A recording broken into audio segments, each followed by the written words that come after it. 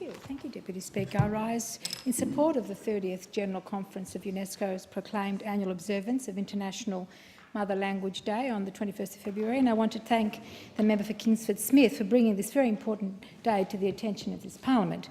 This year's International Mother Language Day promotes linguistic diversity's contribution to sustainable development. By adopting this as the International Mother Language Day theme for 2018, UNESCO seeks to show that access to education for all is essential for producing sustainable development in the future. Deputy Speaker, it was 3 years ago that I moved a similar motion in this chamber calling on the government to observe this very important day of February 21st, and I did so for a number of reasons that are of importance to me, my heritage, my community and especially to my electorate of Cornwall. And I note that the number of languages spoken in Australia has since increased, especially in my electorate. In 2015, 418 different languages were spoken in Australia, and according to the 2016 census, 425 different languages are now spoken in Australia by at least one person. 264 are spoken in Victoria. That's more than half the national average and more than half of the state average, 148, are spoken in my electorate of Cornwall.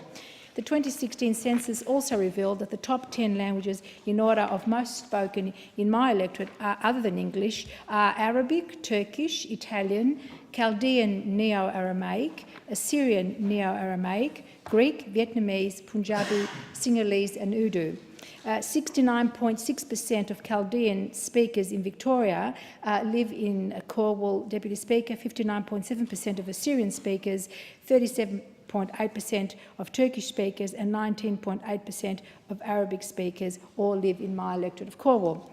Language, Deputy Speaker, is one carrier and source of a person's ethnic and cultural identity. It transports across time and through generations to connect families and communities.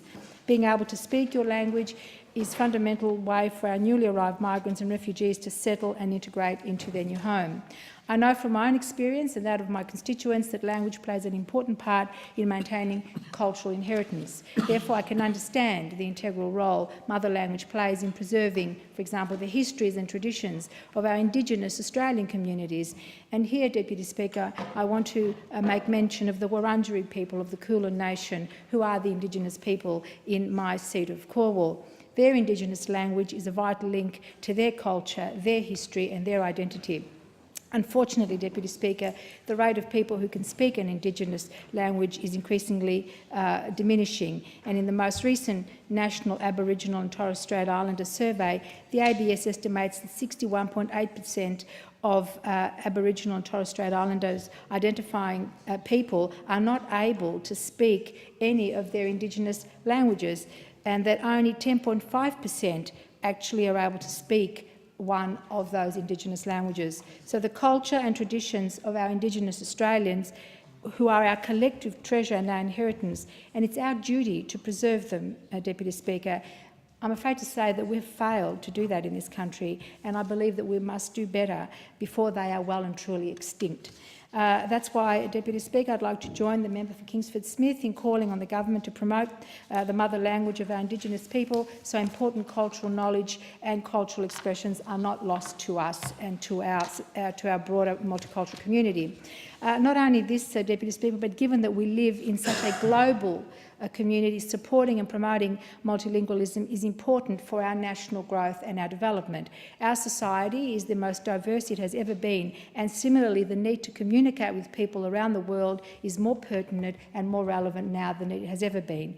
And with this increased diversity and global connectedness, it is important that our citizens are exposed to a diversity of languages and encouraged to learn a second or a third language. So I want to call on the government to further support second language instruction in Australian schools right across our country. Second language instruction in schools helps to remove the prejudices and preconceptions our students may have of the cultural differences of their peers, and it gives all of our students access to the cultural resources of the broader community. There is evidence to suggest that multilingual education improves academic performance across many subject areas.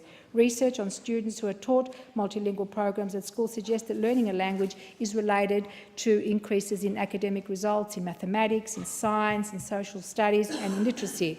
So it's clear that learning a language other than English will both aid our future leaders to successfully engage with within the international community, but it also fosters strong relationships within our own Australian community.